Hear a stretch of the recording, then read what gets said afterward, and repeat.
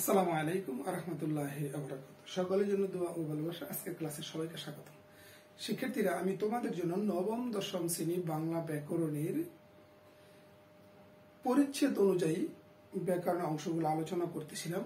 আমি আজকে পরিচ্ছেদ নাম্বার 4 এখান থেকে কিছু গুরুত্বপূর্ণ নৈবিত্তিক আলোচনা করব। পরিচ্ছেদ ভিত্তিক 10টি করে নৈবিত্তিক দেওয়া আছে মূল বইয়ে, সেখান থেকে আর কিছু যেখানে 10টা রায় সেখানে পাঠ্যভুক্ত স্থান থেকে তৈরি করে আমি দিয়েছি।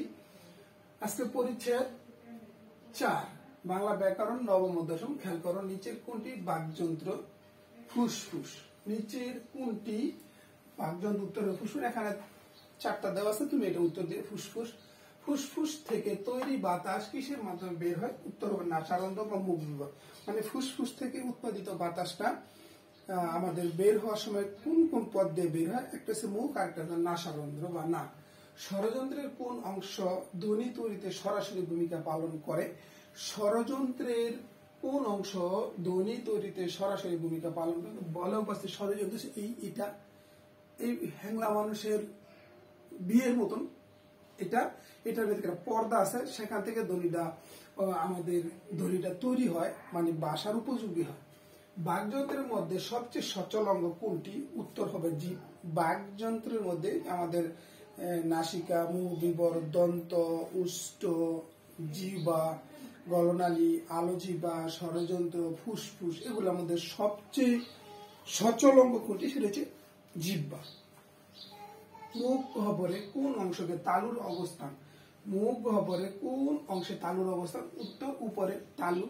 জিহ্বার উপরের সাইড, যেটা হকতালা বলে থাকি আমার, দাঁতের উপরে, দাঁতের একবারে মাঝামাঝি অংশটাকে বলা হয় তালু। এটাকে অন্যভাবে আসতে পারে তালু।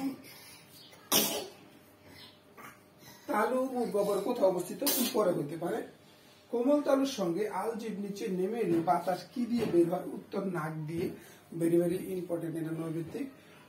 কোমল তালুর সঙ্গে আলজিভা নিচে নেমে এলে বাতাস কি দিয়ে বের হয়? উত্তর নাক দিয়ে। মুখ বিবরে কোন অংশকে ছাদ বলা? উত্তর তালু। মুখ বিবরে কোন অংশকে ছাদ বলা হয়? তালু। তালুকে মুখ বিবরে কি বলা হয়? ছাদ বলা হয়ে থাকে। তারপরে তালুর কয়টি অংশ?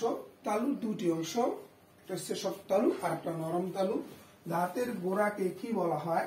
দন্তমূল। দাঁতের গোড়াকে দন্তমূল বলা হয়ে থাকে। বাক প্রত্যঙ্গের সবচেয়ে বাইরের অংশের নাম কি? উত্তর ঠোঁট।